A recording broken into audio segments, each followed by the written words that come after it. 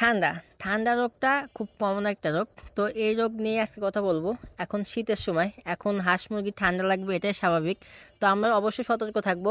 আর আমাদের যে করণীয় সেটা হলো গিয়ে শীত আসার আগে আমাদের ঠান্ডার যে ডোজগুলো আছে সেগুলো কমপ্লিট করে রাখা, এবং রানীক্ষেত এবং গামপুরার যে ভ্যাকসিনগুলো আছে সেই ভ্যাকসিনগুলো দিয়ে রাখা।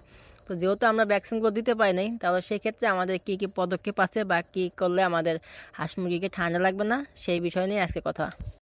ওষুধ খাওয়াইলেই যে আপনাদের হাঁস মুরগি ভালো হবে বিষয়টা এমন না। অবশ্যই মেডিসিন প্রয়োগ করার আগে আপনার ফার্মের ভিতরে বাইরে সুন্দরভাবে পরিষ্কার পরিচ্ছন্ন রাখবেন। এই বিষয়টা সম্পূর্ণ একটু মাথায় রাখবেন, বা এক কথায় সুন্দর করে প্রতিদিন পরিষ্কার করে রাখবেন। আর প্রতিদিন সকালে একবার করে স্প্রে করে দিবেন।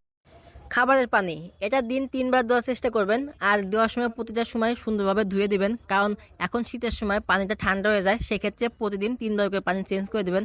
তাহলে সেক্ষেত্রে পানিটা সম্পূর্ণ খেয়ে নেবে, এতে মুরগির জন্য ভালো হবে এবং উপযুক্ত একটা খাবারের পানি হবে। আসসালামু আলাইকুম, কেমন আছেন সবাই? আলহামদুলিল্লাহ, আমি ভালো আছি, সুস্থ আছি। তো আজকের বিষয়টা হলো ঠান্ডা। একটা হাঁস মুরগি কখন ঠান্ডা লাগে বা ঠান্ডা লাগলে তার করণীয় কী কী কী ডোজ প্রয়োগ করবেন, তো সেই বিষয় নিয়ে আজকে ছোট্ট একটা ভিডিও থাকবে, সবাই শেষ পর্যন্ত দেখবেন। আর আজকের ভিডিওটা যদি ভালো লাগে থাকে তাহলে অবশ্যই আমার পাশে থাকবেন এবং লাইক শেয়ার কমেন্ট করে আমার সাথেই থাকবেন। তো চলুন আর কথা না বাড়িয়ে আজকে মেন বিষয়টা নিয়ে আলোচনা করি। তো আজকের বিষয়টা থাকবে টোটালি ঠান্ডার উপরে।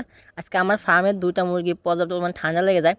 তো ঠান্ডা লাগার যে কারণ, যে মেন লক্ষণ, সেটা আমি আগের ভিডিওতেও অনেকেই বলছি। তো মেন লক্ষণ হচ্ছে গিয়ে বাতাস, ঠান্ডা বাতাস, এবং অবশ্যই ফার্মের ভিতরে লাইট 2টা বা 3টা লাইট দিয়ে রাখবেন, যাতে পর্যাপ্ত পরিমাণ আলো থাকে এবং ভিতরে এটা আর্দ্রতা বেশি থাকে।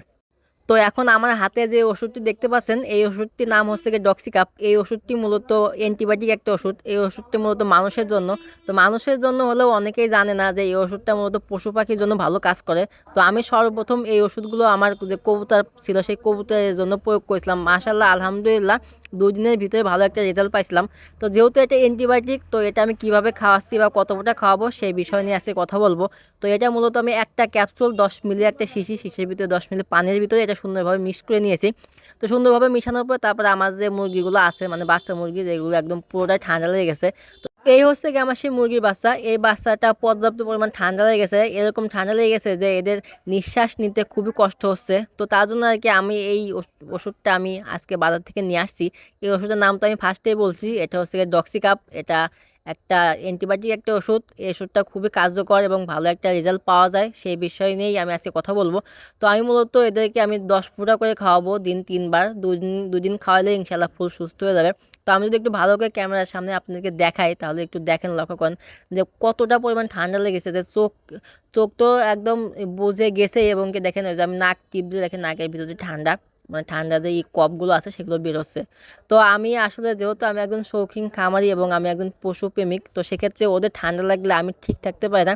আমি সব সময় চেষ্টা করি যে ওরা কীভাবে সুস্থ থাকে।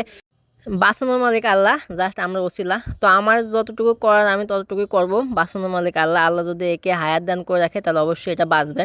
তো আমি মূলত ওকে ডক্সিকাপ ক্যাপসুল আমি 10 গ্রাম যে এটা আছে সেটার ভিতরে সুন্দরভাবে গুলিয়ে নিয়েছি, এবং 10 ফোঁটা সকাল দুপুর রাতে ইনশাল্লাহ এভাবে খাওয়াবো। দেখি আল্লাহ যদি সুস্থ করে তাহলে অবশ্যই সুস্থ হবে। তো আজকের ভিডিওটা আমি এজন্যই করতেছি যে অনেকেই আমাকে মেসেঞ্জারে বলতেছেন যে ভাই ঠান্ডার কী ওষুধ, ঠান্ডার কী ওষুধ। দেখেন, আমি প্রতিটা ভিডিওতে আমি বলি যে ঠান্ডা এখন লাগবে, এখন শীতের সময়। সেক্ষেত্রে আপনারা অবশ্যই ঠান্ডার যে ডোজগুলো আছে সেই ডোজগুলো অবশ্যই কমপ্লিট করে রাখবেন, তাহলে আর ইনশাল্লাহ ঠান্ডা লাগবে না। আর সবসময় চেষ্টা করবেন এখন শীতের সময় ফার্মের ভিতরে বাইরে সুন্দরভাবে পরিষ্কার পরিচ্ছন্ন রাখবেন। আর দ্বিতীয় কথা হচ্ছে চারকোনা নেট থাকলে ওখানে সুন্দরভাবে আটকে দিবেন, যাতে এক কথায় বাতাস, ঠান্ডা যে বাতাসগুলো আছে সেই বাতাসগুলো ফার্মের ভিতরে প্রবেশ না করে। এই জিনিসটা অবশ্যই খেয়াল রাখবেন। আজকের ভিডিওটা আর বেশি বড় করবো না, এই তোমাতে থাকবে। তো আজকের ভিডিওটা দেখে যদি আপনাদের কোনো উপকার হয়ে থাকে তাহলে অবশ্যই আমার চ্যানেলটা সাবস্ক্রাইব করে দিবেন। আর যদি ফেসবুক পেজ থেকে দেখেন তাহলে অবশ্যই পেজটা ফলো করে দিবেন। তো সবাই ভালো থাকবেন, সুস্থ থাকবেন, দেখা হবে কালকে নতুন একটা ভিডিওতে। আল্লাহ হাফেজ।